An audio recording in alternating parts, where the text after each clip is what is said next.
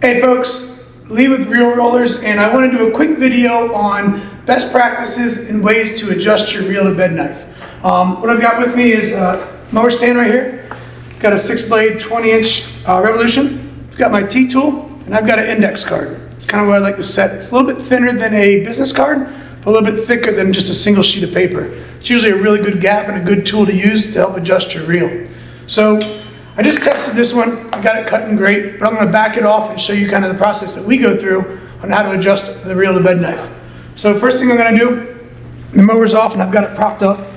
Right now I've got good contact and I'm cutting the paper very well, but I'm going to back it off so that it's not touching at all. So I'm going to turn it back about a half a turn just to show you guys where I'm not touching anything at all. So what I try to do is I want to try to bring this reel down to the bed knife equally on both sides. But the first thing I'm going to do is I'm going to try to get slight contact on one side, and then I'm going to back it off a corner of a turn and then do it on the other side. So right now I have zero contact. So I'm going to start here on the left side, I'm sorry. I'm going to turn it about a quarter of a turn, still no contact. Go to the other side, quarter of a turn, still no contact. I'm going to do a quarter turn more. Still no contact.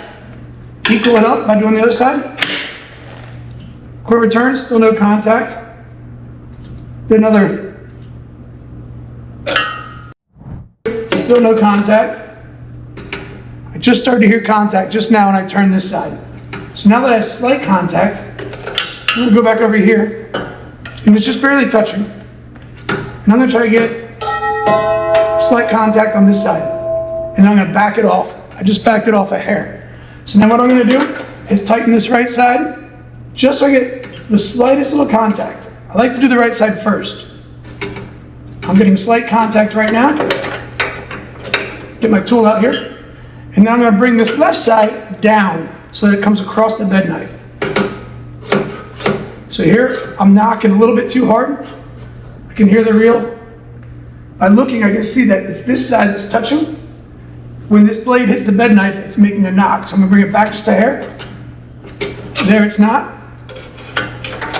And then finish up with this side.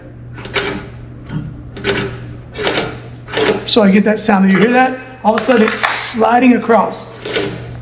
You can hear it. There's not knocking. So I'm going to test it now with paper now that I feel like I've gotten it close. I'm going to go on the left side. Ouch. Cut. Middle. Cut, right side, cut. So again, the secret here to adjusting the reel-to-bed knife is really 3 steps. 1, you want to take the reel completely off the bed knife if you're going to adjust it. Tighten each side equally until you get slight contact.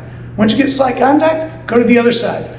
Once you get slight contact on each, back them off just a little bit. That way you know you're squared up and you're parallel to the bed knife with the reel.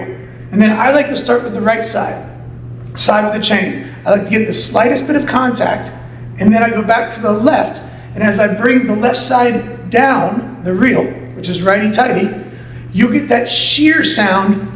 Even though this had little contact at first, when you bring it down, you'll then get that scissor effect all the way across the bed knife. Hope this helps. Let us know if you have any questions. Thanks for being a Rev owner. Have a great day.